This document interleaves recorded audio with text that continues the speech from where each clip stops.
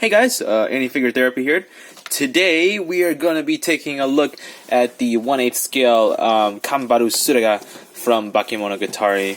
I guess from Good Smile, I guess. But yeah, so basically here is the next installation in my long line of unboxing of pretty much all the Monogatari figures. I can't really do Senjo because I've already unboxed her like years ago, so we're just going to keep going with the new ones. Here it is. Usually she'll run you about $120, I think, back in the day. Or, I think her yen is closer to around a little bit under 100. But, I don't think it's on here. Yeah, real quick tip. Sometimes they will put the yen on the back of the box, so you can see it. There's usually some, like, kind of a set of numbers back there, and one of them will correspond with the yen of the actual item. That is for some cases, not all cases. So, yeah. So I paid about $90, which is not that bad. I found someone who was just closing her out, and it was brand new, so I jumped at the chance, and it's beautiful.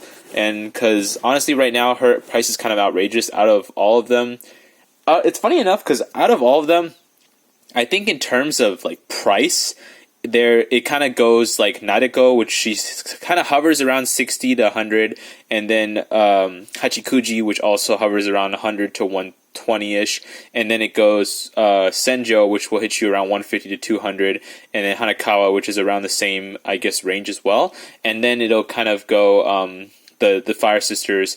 I've seen Karen go for as high as like 200, but then as low as like 120. So there is a pretty big gap for Karen. But Tsukihisa tends to go for around 150 and up. And then finally there goes like the heavy hitters like Ononoki and like Kiss Shot. And yeah, those tend to stay in the more like 150, 200 range. Sometimes if you get lucky, you'll find them below like 130, which is a great price because all of them pretty much will indefinitely not be reproduced considering how old the series is now, and they kind of tend to keep moving forward with these kind of things. So yeah, so that's that. Here's the front of the box, pretty nice. There's a nice little picture of her on the side. The side of the box is kind of the same thing with that motif from her opening, which is like Ambivalent World, I believe. And then, yeah, and in the back is kind of in the same fashion as all the other ones. There's some nice typography going on, very similar to how the anime is styled, and then a lot of nice like grid structures to kind of demonstrate parts of the figure itself. So yeah, usually what's kind of cool is that the newer ones, or I guess like for example, like the Ononoki will have the cover of the Blu-ray that she's from, because all these are based off the Blu-ray covers. So unfortunately, I don't think the old ones have that, but that would be kind of cool if they had it. But yeah, and the bottom just is that. So let's go ahead and take a look at this figure.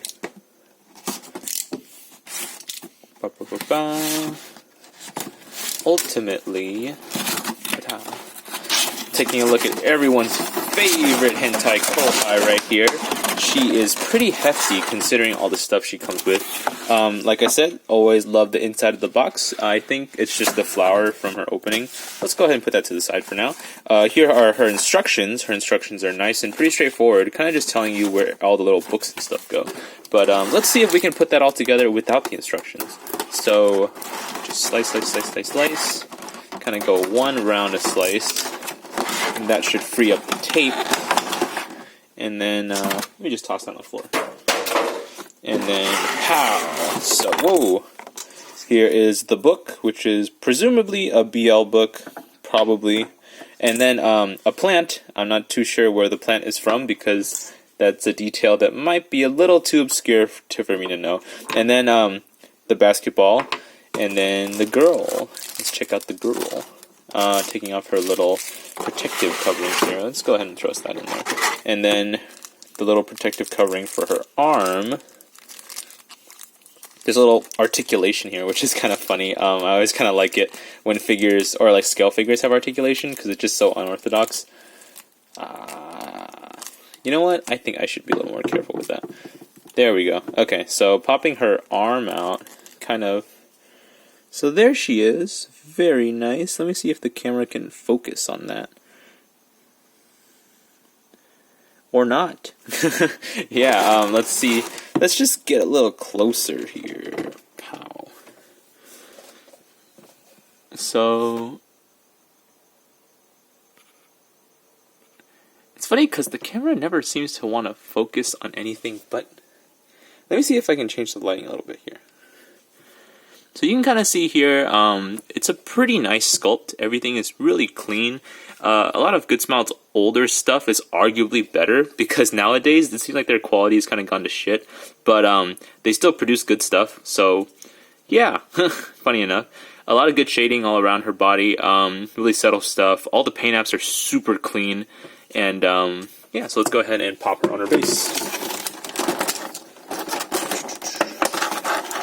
But yeah, it kind of gets me worried because sometimes, like, it seems like a lot of... I feel like Good Smile has become kind of complacent because they know that they're the only one that can produce certain, like, items, like Figmas and Nendroids. So they're kind of just like, oh, fuck it. Like, you know, we can... Since we're the only ones really doing it, like, you know, we can just kind of do whatever we want. And that's kind of like, okay. Because eventually, I feel like one day, someone's going to come out with something better and then just completely, like, destroy them. And they'll be like, oh, what the heck? How did that happen? And it's like, well, probably because we were, you know, not doing proper QC control. But, yeah. But, yeah, on that note, I guess, one serious contender to, I guess, the figure world is Aniplex is actually creating a new line of, like... articulated figures that are like 1/12 scale, so kind of to combat like Figmas. So, and the kind of like interesting thing about them is that they use cloth, so almost like a Mezco, I guess, like in American terms. But yeah, like Mezco uses cloth, and their figures are really nice in and of itself. I do like Mezcos; they're actually really cool. Okay, yeah, but just an interesting note to figure out. So here's the base. I do recommend when you take the base out, all these little blades of grass, they are a little flexible, but I do recommend just holding it in places where those blades of grass aren't. And also, what I'm kind of having a tough time right now with is these twist ties. Usually I'll just kind of take my time with the twist ties, but I guess for this little unboxing, I'm trying to just be quick about it, but I guess I can't. So ultimately, I assume they put the twist ties in there so the weight of the books wouldn't, like, pop open the box. So I guess that's pretty smart. But this is kind of a bitch to handle right now.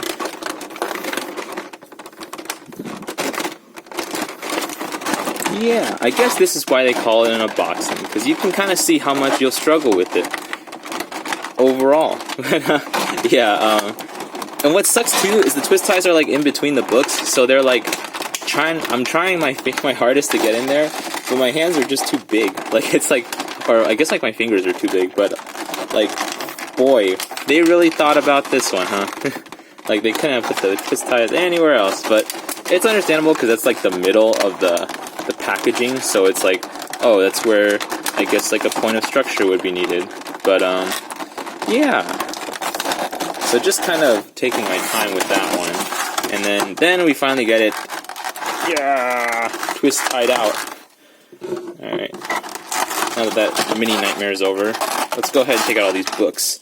So, what's cool is, I guess, if you're looking for a low-budget way to collect all the Monogatari, like, scale figures, or like their poses, their Blu-ray poses, is you can actually buy the Nendroids. The Nendroids all have parts that correspond with their Blu-ray counterparts. So, like, for example, if you buy the Kanbaru one, she comes with a bunch of books that you can place all around her Nendroid, and she can do the same pose that she's doing right now. So that's actually really cool. And same with, what is it, like Senjokara, and I think, Hanakawa might have, but she doesn't. I don't think she comes with a little table for her to rest on.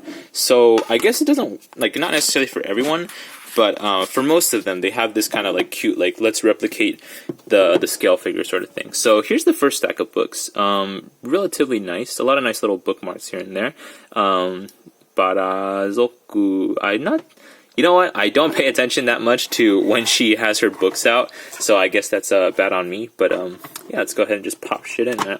So popping that in, this looks like it could go here. I hope it goes here. You know, this is probably like the part where I should read the instructions, but sometimes you gotta do things and figure it out the hard way, you know?